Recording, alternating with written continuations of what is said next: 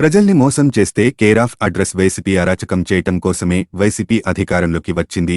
అభివృద్ధి శూన్యం, ఒక్క అవకాశం అంటూ విడుదల రజని, జగన్ రెడ్డి ప్రజలకు వెన్నుపోటు పొడిచారు. సంక్రాంతిపాడు గ్రామానికి వస్తుంటే ఆ రోడ్లు చూస్తే ఎంతో బాధేసింది. ఆ గుంతల్లో బండి స్కిడ్ అయిన ఫ్యామిలీ వెహికల్స్ లో పోతున్న ఏమన్నా స్లిప్ అయితే ఏమిటి పరిస్థితి? ఇంత దుర్మార్గంగా వ్యవహరించడం దారుణమైన చర్య. ఇప్పుడు జగన్ రెడ్డి విడుదల చేసిన మేనిఫెస్టో చూస్తే రాష్ట్రం క్యాపిటల్ గురించి లేదు, అభివృద్ధి గురించి లేదు, మరలా దోచుకునే పథకాలను పెట్టి ప్రజల్ని మోసం చేయాలని చూస్తున్నాడు ఈ జగన్ రెడ్డి. ఈ సంక్రాంతిపాడు గ్రామాన్ని చూస్తే సంక్రాంతి పండగల ఉంది. మహిళలు పెద్ద సంఖ్యలో వచ్చి బ్రహ్మరథం పట్టారు. ప్రతి ఒక్కరూ సైకిల్ గుర్తుపై ఓటు వేసి తెలుగుదేశం పార్టీని అఖండ మెజార్టీతో గెలిపించుకుందాం అన్నారు. ఒక ఓటు ప్రతిపాటి పుల్లారావు గారికి, ఒక ఓటు ఎంపీ లావు కృష్ణదేవరాయ గారికి ఓట్లు సైకిల్ వేసి ఫ్యానుని తుక్కుతుక్కుగా ఓడిద్దామంటూ సంక్రాంతిపాడు ఎన్నికల ప్రచారంలో పాల్గొని మాట్లాడిన ప్రత్తిపాటి వెంకటకుమారి. మార్పు కోసం మనం సైతం media bus Telugu news channel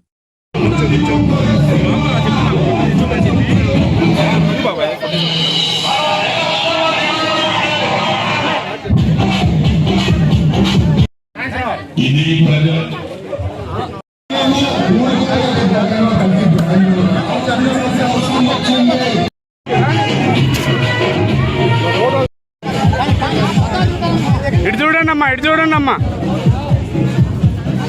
okay madam.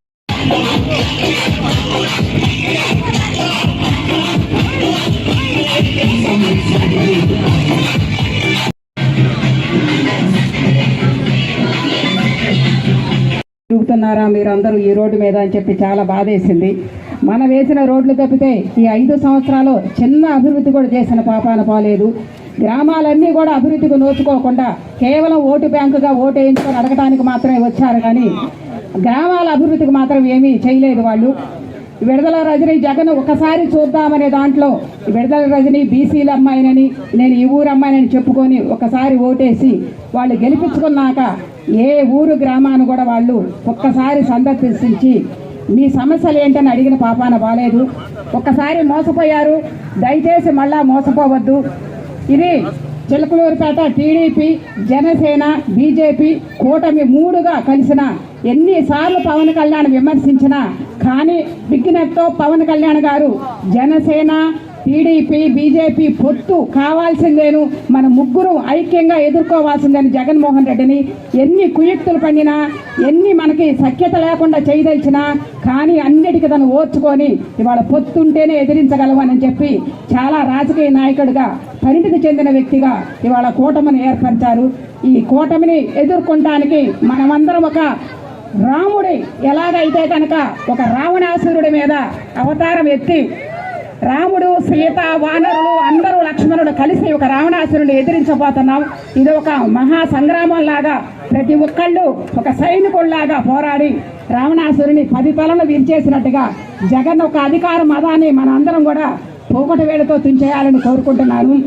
ఏ ఊరు వెళ్ళినా ఎక్కడికి వెళ్ళినా చిలకూరుపేటలో 5 సంవత్సరాలు 2014, 2019లో మనం చేసిన అభివృద్ధి కనిపిస్తుంది. ఈ 5 సంవత్సరాల అభివృద్ధి ఎక్కడ ఏ ఊర్లో నోచుకోలేదు. ఏదన్నా ఇట్లా జరగలేదని మాట్లాడితే కేసులు ఈ రోజులో ఎన్నో 2 నెలల నుంచి నేను వింటున్నాను. ప్రతి ఒక్కరికి లేదా కేసులు, మాట్లాడటానికి స్వేచ్ఛ లేకుండా అయిపోయింది. కేసుల మీద వాళ్ళు దోచుకోవటం మీద ఉన్న శ్రద్ధ ప్రజల యొక్క సమస్యల మీద పరిష్కారానికి నోచుకోలేదు. ఇలాంటి ఒక నాయకులను ఎన్నుకునేటప్పుడు మన విఘ్నతతో ఆలోచించాలి. ఒక 5 సంవత్సరాలు నష్టపోయాము, మళ్ళా మీరు నష్టపోకుండా మనకు మేలు చేసేవాళ్ళు, మనకు అభివృద్ధి చేసేవాళ్ళు, ఎప్పుడు మనకు అందుబాటులో ఉండేవాళ్ళని దయచేసి ఎన్నుకోవాల్సిందిగా నేను మీ అందరూ విజ్ఞప్తి చేస్తున్నాను. ఈరోజు సంక్రాంతి పాడులో సంక్రాంతి కళ వచ్చిందా అనిపించింది. వాళ్ళందరినీ చూస్తుంటే సంక్రాంతి పండుగ అందరూ ఎలాగైతే మహిళలు అందరూ వచ్చారో ఈరోజు అందరూ అలాగ వచ్చారు. దయచేసి మహిళలందరికీ విజ్ఞప్తి చేస్తున్నాను, మీరు ఎటు తలుచుకుంటే ఓటు అటు మార్చగలరు, చేయగలరు. పోయినసారి ఒక చూద్దామని ఓటుతోటి మనము ఒక నిరంతర ప్రభుత్వాన్ని తెచ్చుకున్నాము. ఇప్పుడు మళ్ళీ అదే ఓటు వేసే సమయం వచ్చింది. మే 13వ తారీఖున మనకి ఎలక్షన్ జరగబోతున్నాయి. మీ అందరూ కూడా ఎంపీ గారికి, ఎమ్మెల్యే గారికి ఇద్దరు కూడా తెలుగుదేశం పార్టీ సైకిల్ గుర్తు మీద వేసి అఖండ మెజార్టీతో చిలకూరుపేట అభ్యర్థిని, ఎంపీ గారు అభ్యర్థిని గెలిపించాల్సిందిగా కోరుతున్నాను. సరే.